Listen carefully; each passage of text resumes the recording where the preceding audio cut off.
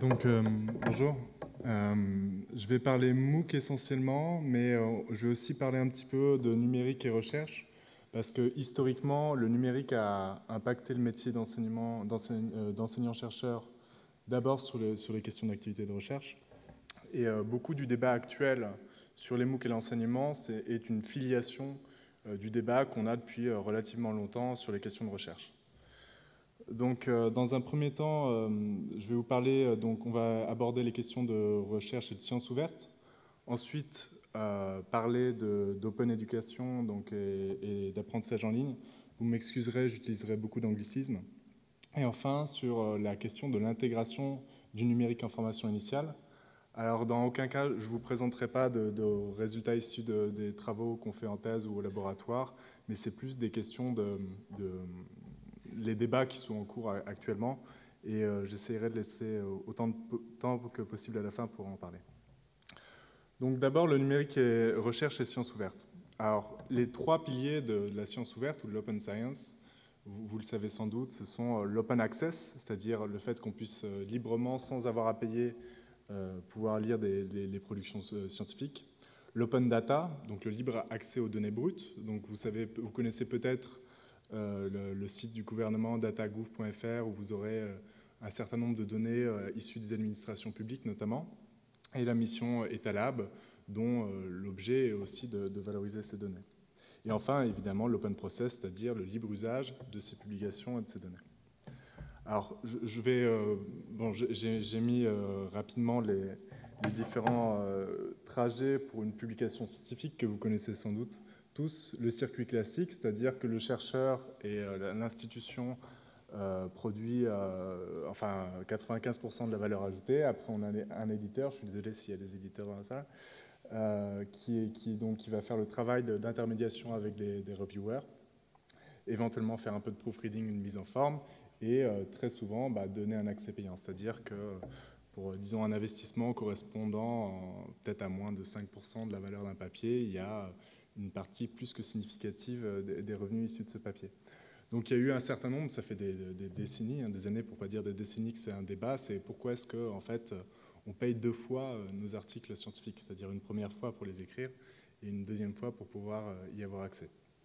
Donc il y a plusieurs voies qui se sont développées, l'open access doré, c'est-à-dire on paye à l'entrée à l'éditeur directement pour que la publication, enfin l'accès soit gratuit à la publication, ou l'open access vert, c'est-à-dire que le dépôt est gratuit, et soit l'accès est gratuit directement, soit il y a un embargo de quelques temps qui permet à l'éditeur de monétiser la production. Alors, le débat est récurrent, mais après la question c'est quels sont les leviers d'action, quels sont les moyens qu'on a pour faire avancer les choses, pour augmenter l'accessibilité aux recherches scientifiques. Alors vous avez bien sûr, vous avez tous entendu parler probablement du mouvement actuel qui a des établissements qui refusent désormais les contrats avec les éditeurs. Alors à Paris 6, ça a fait grand bruit ces dernières années. Pareil, avec Elsevier, ils n'auront plus les contrats. Même, et là, il y a quelques mois, Harvard s'y est mis. Donc il y a ça, il y a la législation, c'est très discuté au Royaume-Uni, qu'au niveau parlementaire, enfin que légalement ils sont en train de légiférer pour, en tout cas d'y réfléchir et dire que toute recherche issue de financement public soit accessible au public. Mais le problème, c'est que vous allez avoir un problème de conflit d'intérêts quand vous avez les éditeurs ont quand même une force de frappe et un pouvoir qui est non négligeable. Et aussi, il faut voir que quand on a un papier qui peut aller dans Nature, est-ce qu'on va dire non et le mettre dans une revue bien moins classée sous réserve de enfin, à cause des questions d'open access, c'est vraiment sensible. Je veux dire, jamais, enfin, il y a un rapport de force qui s'établit un petit peu. Il y a aussi une façon de faire, donc qu'on évoquait tout à l'heure, qui est de doubler un peu les éditeurs en publiant et en faisant une forme de guerre du référencement, en publiant sur HAL, des choses comme ça, des archives ouvertes, des articles en préprint, c'est-à-dire, ou alors des articles qui n'ont pas été retouchés par les éditeurs. Donc on se trouve dans une zone grise légale en espérant que quand les gens font les recherches, ils tombent sur les archives ouvertes avant de tomber sur la version payante. Et je ne sais pas si vous amusez à faire ça, mais toujours quand vous entrez le nom d'un papier sur Google, vous entrez le nom du papier, vous entrez PDF derrière, une fois sur trois ça marche, illégalement l'auteur a donné une version de l'article auquel vous pouvez accéder. Je dis 1 sur 3, j'en sais rien. En tout cas, ça marche assez souvent. Ensuite, parallèlement à cette question de l'open access, vous avez l'open data. Alors, ce qui est amusant, c'est que quand vous allez sur datagouv.fr, vous avez essentiellement des données des administrations publiques. Alors, ça va des données d'éducation, de recherche, ça va des données du nombre. Vous en avez beaucoup, hein, d'ailleurs, sur l'enseignement et la recherche. Vous en avez un certain nombre sur les nombres d'étudiants. Ce qui est amusant, c'est de constater que, en fin de compte, ce n'est pas une pratique qui est si répandue dans le milieu de la recherche que de partager ces données. La raison, il n'y a pas à chercher très loin, hein, c'est aussi des questions de conflit d'intérêts. Je suis un militant de l'open data, je n'ai toujours pas partagé mes données depuis 3 ans, mais il y a aussi une question qui est simple, c'est que si on partage nos données, on peut avoir fait tout le travail de conception, de travail des données, de collecte des données, et avoir quelqu'un qui passe derrière et qui juste analyse et publie et vous double, alors que vous avez fait tout le travail. Donc c'est pour ça qu'il y a toute une dynamique, hein. Bien sûr, on va plutôt pousser à l'open data après la publication des articles. Et même si on peut s'auto-concurrencer, là on se retrouve dans la tragédie des biens communs, mais il y a un vrai enjeu là-dedans, parce que derrière les open data, ce n'est pas qu'une question de partage, c'est aussi une question de qualité de la recherche, par la transparence. À partir du moment où on parlait de fraude tout à l'heure, à partir du moment où les données sont disponibles en ligne, les codes que vous avez produits sont disponibles en ligne, quelqu'un peut refaire les analyses, prouver que votre test statistique n'était pas approprié, voire complètement faux, et ben, ça vous met un peu la pression pour faire de la recherche de meilleure qualité. Et ça change aussi nos process de fabrication. Enfin, nous, on sait tous, en tant que doctorants, que nos données, elles sont dans un coin, mal répertoriées, sans métadonnées. Les codes sont écrits un petit peu n'importe comment. À partir du moment où on sait que ça va être relu et potentiellement réutilisé derrière, il y a une régulation par la transparence qui fait qu'on ne peut pas se permettre de faire des choses complètement fausses. Et voilà, donc ça c'était pour moi la première application de l'open data en recherche, c'est la question de la qualité de la recherche produite. Ensuite, il y a bien sûr la question de l'utilisation pédagogique, puisque à partir du moment où, moi je sais que j'ai appris les statistiques à l'université sur des jeux de données très faciles, très propres, faits parfaits. Et c'est terrible, parce qu'après on croit que les tests statistiques ou la recherche c'est facile. Mais dès qu'on se confronte à des vrais jeux de données de terrain qui sont complètement sales dans tous les sens, qu'il faut retraiter, c'est à ce moment-là qu'on comprend ce que c'est. Et je pense que cette étape devrait être anticipée largement au niveau des études. Alors il faut savoir que le milieu académique peut être le premier consommateur de l'open data, mais ce n'est pas le seul. Et je ne sais pas si vous avez... alors, juste avant de passer aux exemples, je voulais juste dire que la littérature grise est aussi importante que l'open access et l'open data. Les blogs de recherche, vous connaissez peut-être les blogs les agrégateurs de blogs comme Hypothèse, sont d'une importance cruciale. D'abord, c'est une logique de vulgarisation, c'est une façon de faire connaître ses travaux et sa discipline, mais c'est aussi un vecteur de diffusion largement supérieur à celui d'une publication scientifique. Il suffit de regarder les chiffres. Sur un blog, vous pouvez avoir plusieurs centaines de visiteurs, voire plusieurs par jour, voire donc ça fait plusieurs milliers, voire dizaines de milliers par an. C'est largement supérieur à l'impact que vous avez avec une publication scientifique en termes de visibilité. Après, c'est difficile de comparer des choses qui ne sont pas comparables. Un billet de blog n'est pas du tout équivalent en termes d'investissement et de qualité à un article scientifique. Mais en termes de visibilité, ça joue. En termes de visibilité, vous pourrez convertir, intéresser des gens complètement extérieurs à vos recherches. C'est très important, à mon avis, en particulier pour des disciplines qui intéressent directement la société. Les SHS sont, pour moi, OK, un blog sur la mémoire chez les mouches, vous n'aurez peut-être pas un grand public, mais sur des questions sur l'enseignement supérieur et la recherche, vous êtes quasiment certain de toucher très rapidement une audience.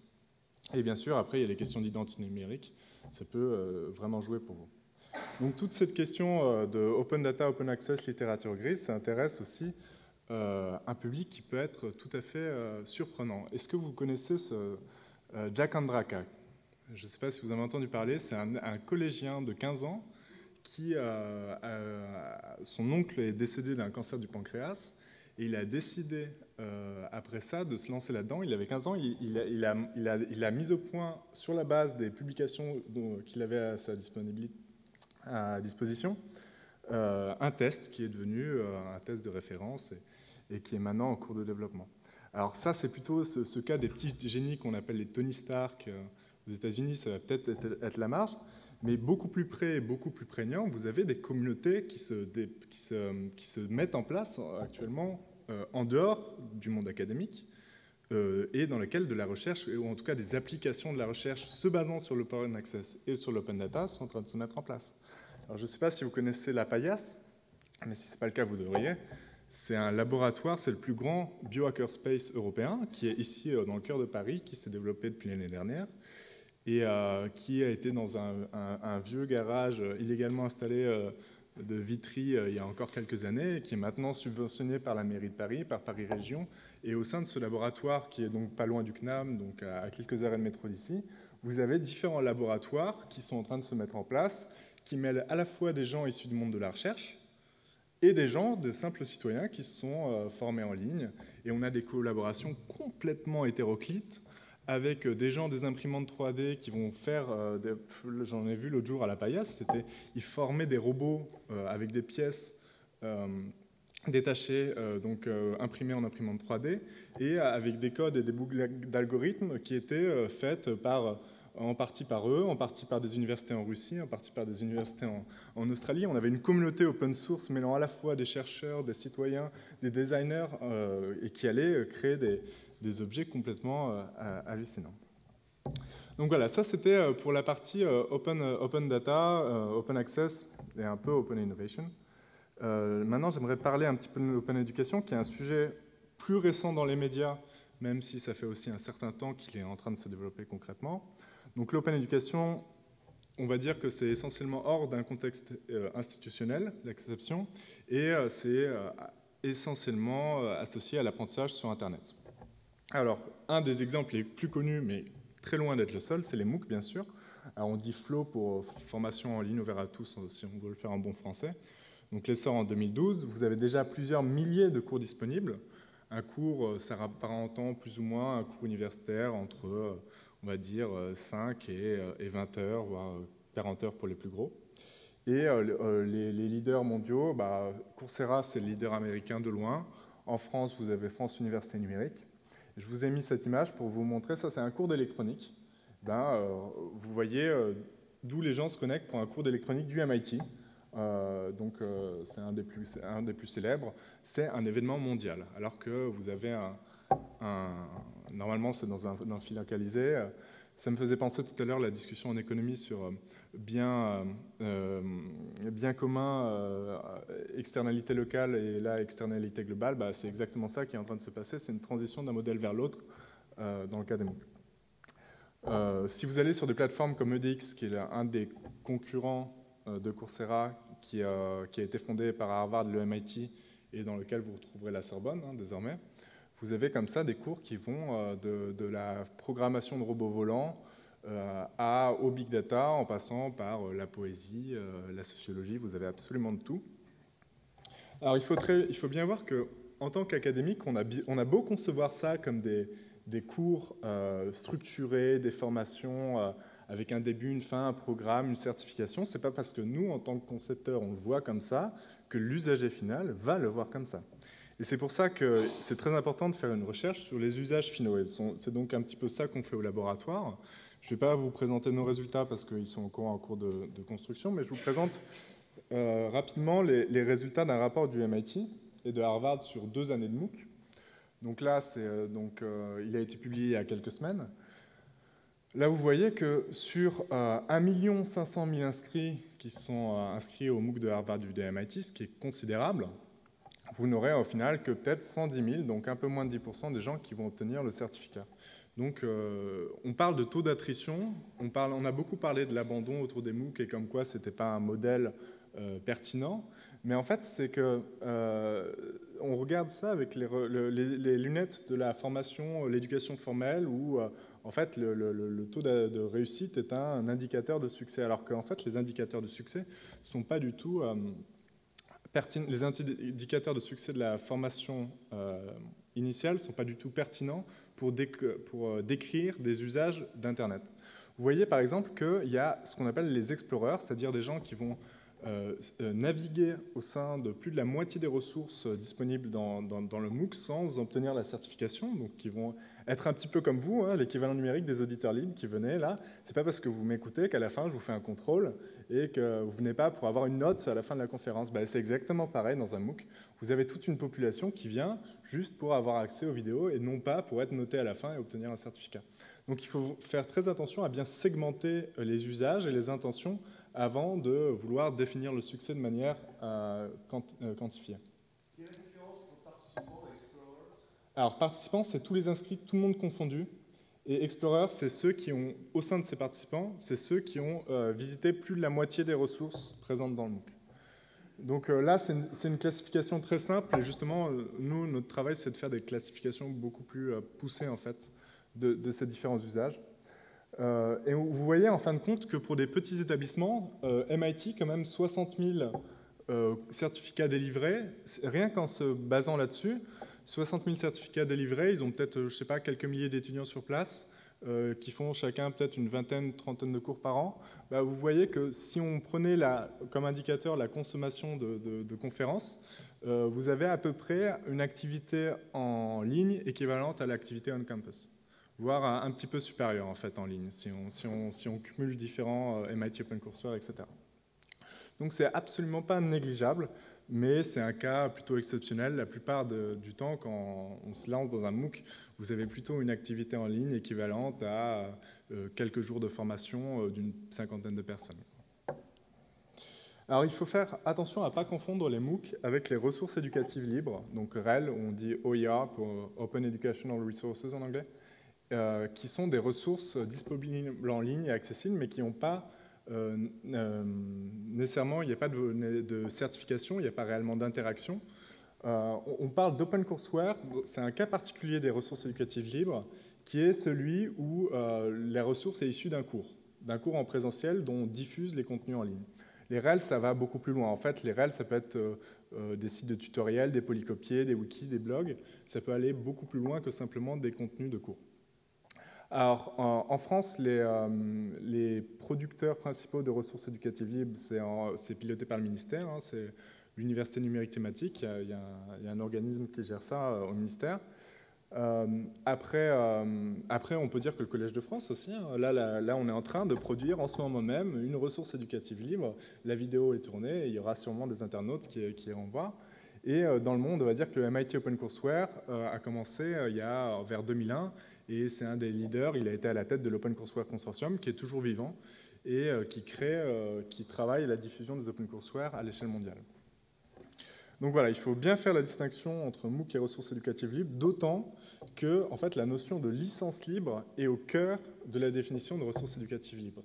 Et dans les MOOC, la plupart des cours ne sont pas en licence libre. La plupart des cours sont en licence propriétaire. À part en France, où on a une exception où vous allez sur Fun, vous verrez que la plupart des cours sont en licence libre ou de libre diffusion. En général, sur Terre, enfin aux États-Unis, ce n'est pas le cas. Donc la logique, c'est d'appliquer la logique de l'open source aux ressources pédagogiques, c'est-à-dire qu'on peut réutiliser ces ressources sans demande d'accord, par exemple en classe, pour l'intégrer à des formations.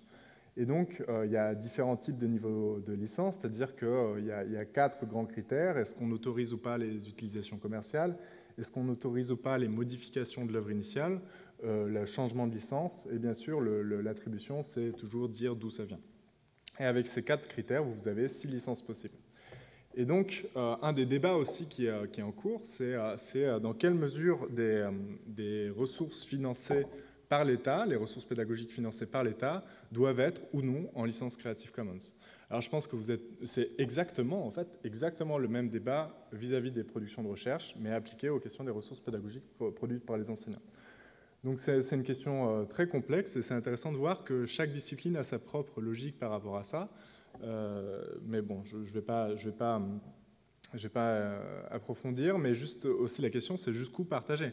Parce que il faut aussi se poser la question, partager, ça peut être un coût supplémentaire. Il faut créer des sites qui sont hébergés, il y a un certain investissement à faire aussi de mise en forme. Dans quelle mesure c'est pertinent ou non de réaliser cet investissement? Là, par exemple, on filme la conférence, ça peut être un investissement de faire ça. Donc la question, ça se résout un peu au cas par cas. je propose qu'on aborde ça dans les débats plutôt. Alors, il faut savoir que les MOOC et les ressources éducatives libres, ce sont que la pointe émergée de l'iceberg qui fait tout le buzz, mais dans les usages, c'est probablement, je dis probablement parce qu'on a beaucoup de mal à mesurer les usages sur le net, sur d'autres objets, très minoritaire.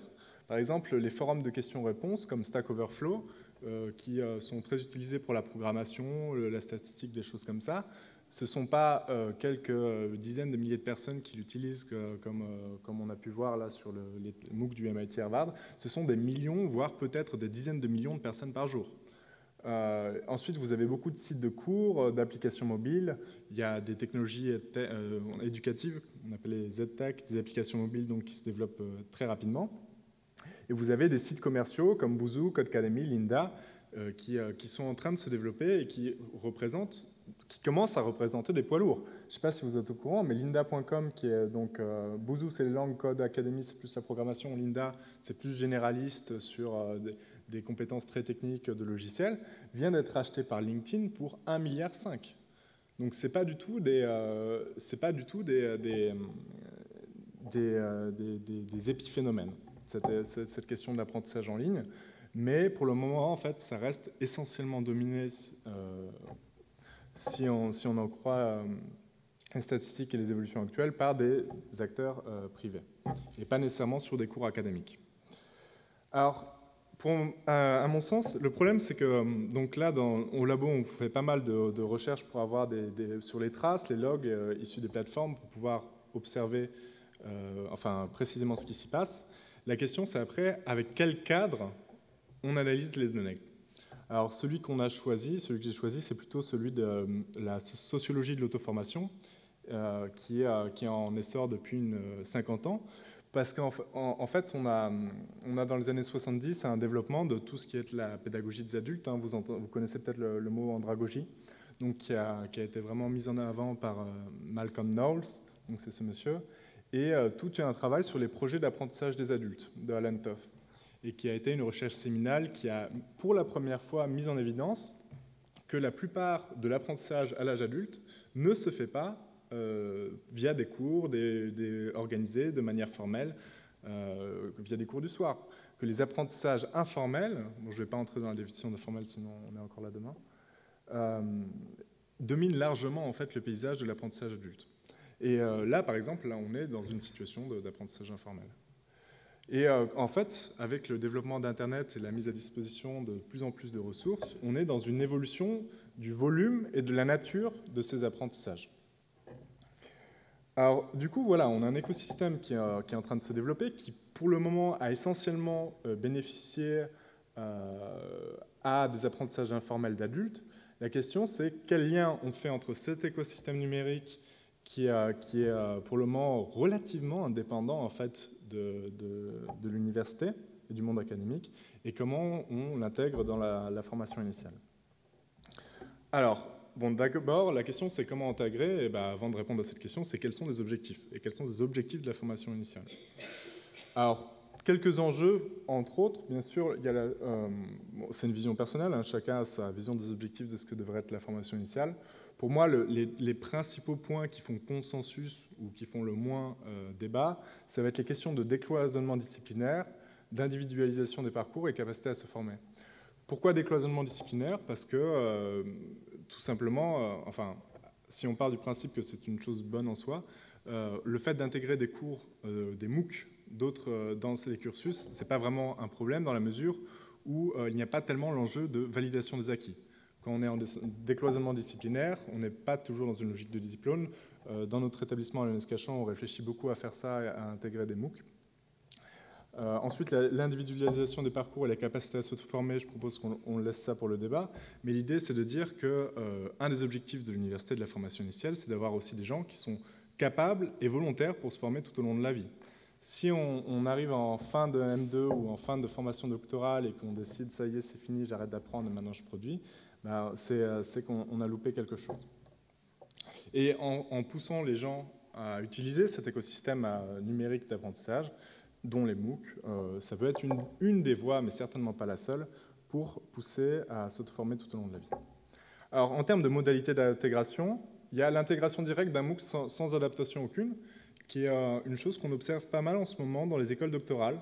Donc c'est assez récent, ça a commencé, le gros du mouvement a commencé cette année et l'année dernière en France.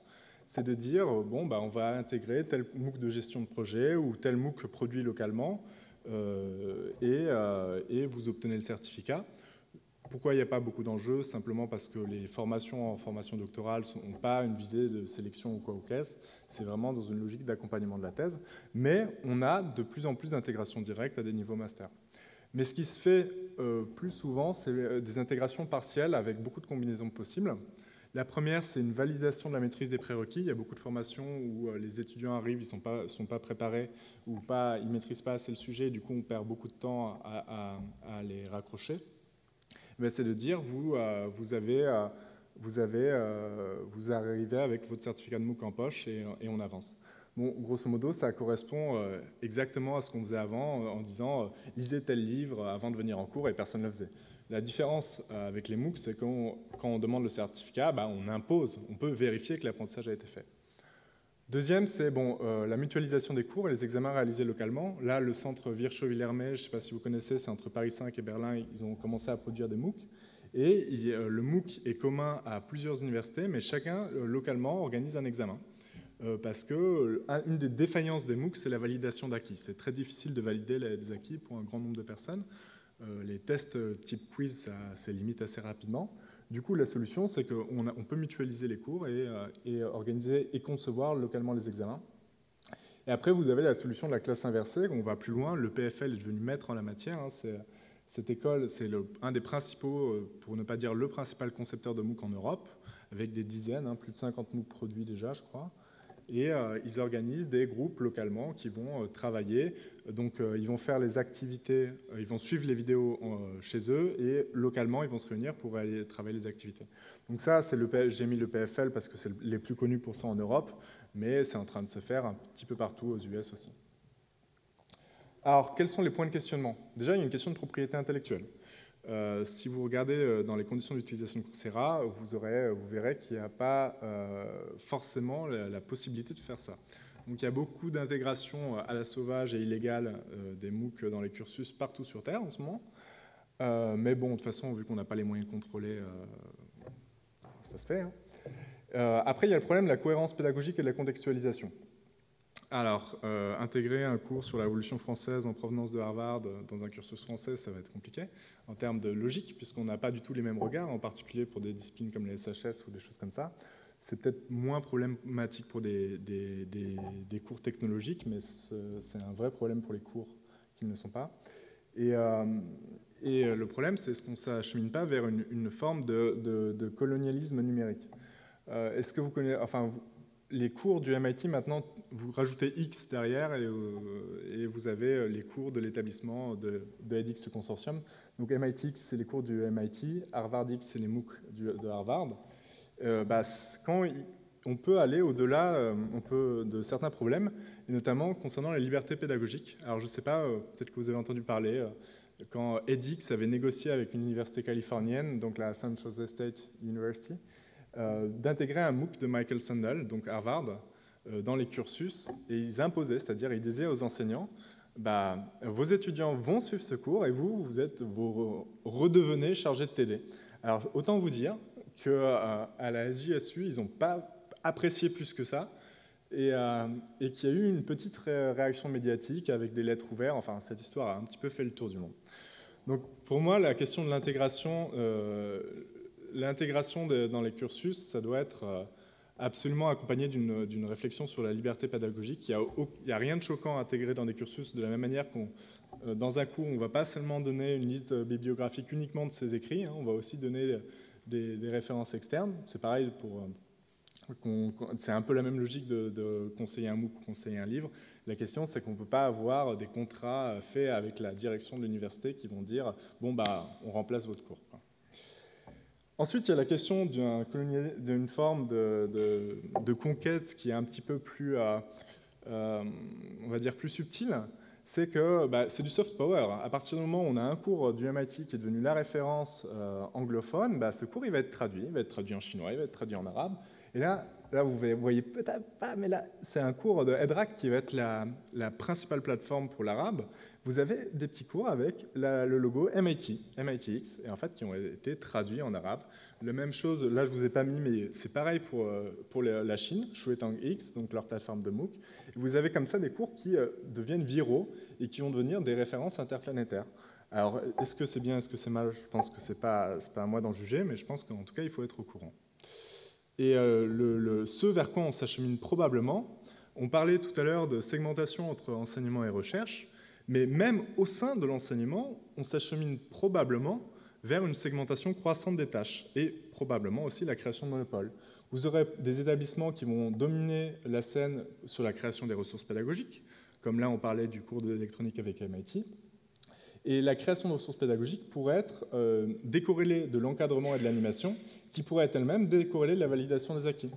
En ce moment, je ne sais pas si vous en avez entendu parler de ces sortes d'universités en kit qui sont en train de se monter en Inde, où ils disent nous, on prend toutes les ressources du MIT et on fait l'encadrement et la validation des acquis. Donc, on avait parlé de l'intégration de cours donc à l'échelle locale en France, donc ça c'est déjà en cours. Hein.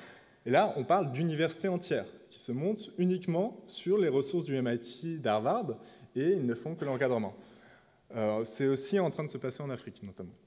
Donc ça, c'est plus une problématique de pays du Sud qu'en France, mais on peut tout à fait imaginer, notamment pour la validation des acquis, que l'examen d'électronique du MIT devienne la référence mondiale, et de la même manière qu'en France, nos universités payent pour qu'on passe le TOEIC pour avoir certifié un niveau d'anglais, on peut imaginer une start-up du MIT qui dit nous, on fait les examens avec la difficulté et le niveau de difficulté du MIT, et pareil, on vous le facture. Donc on peut imaginer que ETS, qui possède le TOEIC, élargisse ses activités en collaborant avec des universités comme le MIT. Et donc on aurait des examens préparés par le MIT qui seraient administrés et réalisés dans les locaux d'une université française. En tout cas, il ne faut pas du tout exclure cette possibilité. Donc voilà, cette question de segmentation des tâches, ça pose aussi la question de la spécialisation et de la formation des enseignants du supérieur au sein des enseignants, et même plus enseignants versus enseignants-chercheurs, mais enseignants-créateurs de ressources, enfin bref. Enseignants-animateurs, c'est les problématiques classiques de la formation à distance. Donc voilà, j'espère que je n'ai pas parlé trop longtemps. Du coup, pour conclure, c'est les trois grands axes qu'on pourrait débattre. La question pour l'impact du numérique sur la recherche, c'est d'abord une question de transparence et donc de qualité de la recherche, éventuellement aussi d'usage externe, comme on les a évoqués. La question de l'écosystème numérique et l'apprentissage, c'est la question de est-ce que c'est notre mission en tant qu'enseignant-chercheur que de contribuer à cet écosystème, et si oui, dans quelle mesure et comment? Et enfin, en formation initiale, comment est-ce qu'on articule cet écosystème en cours de développement extrêmement rapide avec la formation, et si on l'articule, dans quel objectif? Voilà, j'espère que je n'ai pas été trop long.